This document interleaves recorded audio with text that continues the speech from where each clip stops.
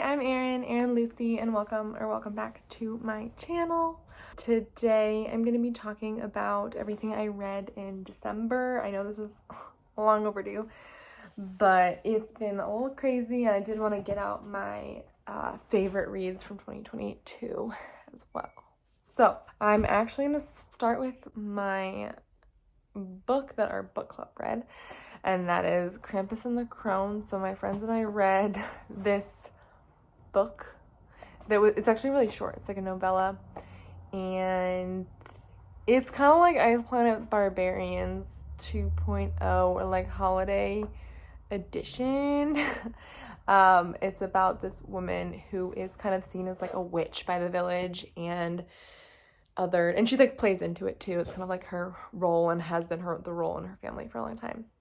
And then there's this alien dude who crashed a spaceship into a mountain and is trying to figure out a way off, but also ends up kind of spying on this woman. I'm saying it like this because it was like there was some like slightly uncomfortable aspects of this book. And yeah, so they eventually meet. Things happen. I did think there was some interesting plot, and there were some cute things.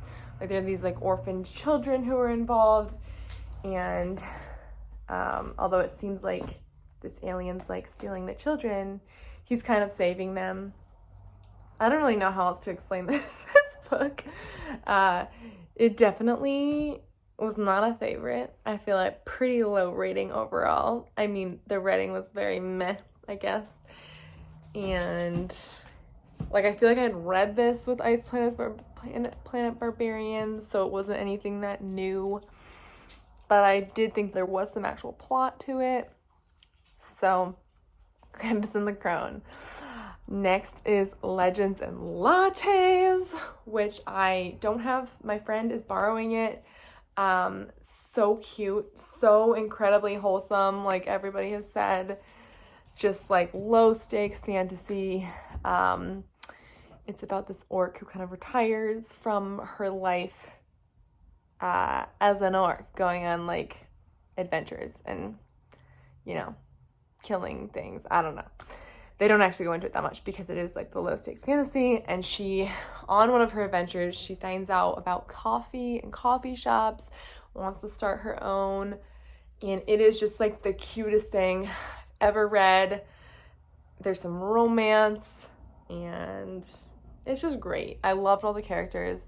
It was so sweet. I wasn't sure because I feel like I do like more like high stakes stuff often, and like more like fast paced fun adventures, but I loved it. I thought it was so great and so fun. So Legends and Lattes, probably my favorite read of, oh no, there's another one. So this is like tied for favorite read of the month. Next is The Maze Runner, which we listened to while we were driving back to Colorado. It's my partner's favorite book from growing up, and I realized I hadn't actually read it, even though I had a very dystopian phase growing up. I know I'd seen the movie, but when I was reading it, I was like, I don't recognize some of this, so I don't think I'd actually read the book. So yeah, The Maze Runner, and I don't really know what to say, if there's much to say about it. If you haven't read it, essentially, this boy wakes up in this, like, in the middle of this maze. Although he doesn't really know it's a maze, there's, like, these other kids there, and a kid gets, like, put in this container every month, I think.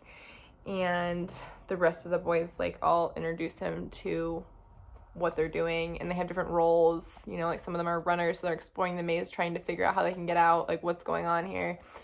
So they don't really know, they don't have any memory of beforehand, and things start to change when like 2 days later, after this boy shows up, a girl shows up, and a girl has never shown up before, so it's a big deal, and it's also only 2 days later, and usually it's once a month. So it's all about the mystery of this maze. Very dystopian. I definitely enjoyed it. I definitely would have ate this up if I read it during that dystopian phase. But I overall thought it was interesting. A lot of really interesting concepts. And I would be interested in reading the rest, but it's also not a super priority right now. So, The Maze Runner. But next we have Our Overtime, which I read this like hockey romance. I don't know, I think I saw an Instagram ad, which is funny because as we know, I shouldn't trust my Instagram ads for books, but I did it again, and it was a hockey romance. There were things, like, I thought the writing was really not great, but I thought the concept was interesting. Essentially, Grayson is a hockey player, and he, in the current time, just finished playing for the NHL. And is now coaching kids hockey back in his hometown. And at the same time, Jules leaves her marriage finally and has a son, though, who ends up trying out for hockey at the same place that Grayson's coaching. However, they used to be in a relationship back in high school. I believe it was high school. I can't even remember anymore, and it was really recent. So yeah, and it's really strange because they clearly really loved each other. So it's bizarre why things ended. We don't really know why. So it's this also kind of dual timeline of figuring out why things ended, and then them also meeting for the first time in so many years since they broke up, and yes, trying to figure out what's going on. And it might be I can't remember now. I think it might have been they broke up after college, I want to say. Anyway, yeah. So again, the premise was interesting. I liked the premise. The hockey romance was fun. I realized that I freaked this up.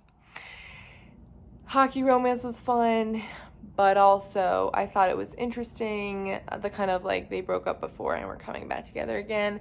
But there were some parts that were really unbelievable to me. And again, the writing was really not great, which to me took away from it a lot. I feel plot-wise, I could have given it a much higher rating, but I feel because of all that, it was less than 2 stars for me. So, Our Overtime. And then, The Marriage Portrait, which is by Maggie O'Farrell, and that's the one that for me tied with Legends and Lattes for a fave. This one is a historical fiction. Takes place in the 1500s in Italy, mostly in Florence, and kind of the countryside, I guess. But this girl who's 13 years old is married off to this duke. Her name is Lucrezia, and it's based off of this story of this duke who killed his wife. And so the book takes place on this dual timeline. One is before she gets married and the lead up to her getting married and then their marriage, and then the other perspective is when she thinks her husband is trying to kill her, and part of she's poisoned, and all these things that happen then.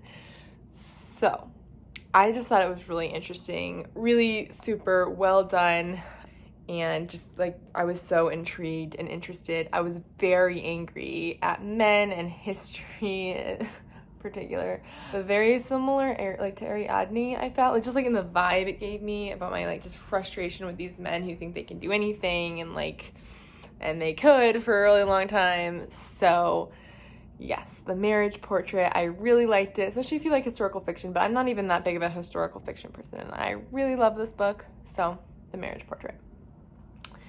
Then we have 2 more. Treacle Walker, the one that I happen to have an actual book right now. I'm loaned some of the others out, and then I read them via ebook or audiobook. So Treacle Walker by Alan Garner, which was shortlisted for the Booker Prize in 2022. And I don't really even know how to explain this one, so I'm just gonna read the back because I feel I don't even know, having read it, how to talk about it. An introspective young boy, Joseph Kopach, squints at the world with his lazy eye. Living alone in an old house, he reads comics, collects birds' eggs, and plays with his marbles. When one day, a rag-and-bone man called Treacle Walker appears, exchanging an empty jar of a cure-all medicine and a donkey stone for a pair of Joseph's pajamas and a lamb's shoulder blade, a mysterious friendship develops between them. A fusion of myth, magic, and the stories we make for ourselves. Treacle Walker is an extraordinary novel from one of our greatest living writers. I don't even like know what to add to that. I feel like this kind of is in a category of like, I don't even know what to think about this. I don't know what I thought about it. The writing is good for sure. I have not read any other of Alan Garner's stuff. And also I think he's like one of the oldest people to ever be nominated for the Booker Prize. So there's that too. But yeah, writing was really good. And I was definitely intrigued, but also confused. And just like, I feel like the whole thing is like this mysterious adventure that's like kind of hard. It was kind of hard for me to keep track of what was happening. So, Treacle Walker by Alan Garner. And then, last but definitely not least, is The Boy, the Mole, the Fox, and the Horse by Charlie Mackesy. And this has been all over the place. I've seen it a lot, and my mom happens to have it, so when we went back, I read it over the holidays, and I loved it. I thought it was so fantastic. It's this like kind of children's book, like it's illustrated, but it's so beautiful. It's like just about life and friendship and yeah, dealing with life, but in like a pretty positive and like inspiring way. So yes, I love this book, highly recommend it. I definitely want to get myself a copy because I feel like I could just come back to this again and again and again. So yes, that is the last book. So I read a total of 7 in December, which is definitely not what I hoped. I kind of made it through half of a couple of like Christmas books, and yeah, just didn't end up finishing them. So that happened. There was also one, which I'll talk about in my January wrap up because I read most of it in December, tomorrow, which is amazing, by the way, but I will talk about it in January because I ended up finishing it like January 1st. So I'm gonna include that in 2023. And that is all I read in the month of December. So yes, would love to hear what you guys are currently reading, and thank you for watching. I hope you are having a great day.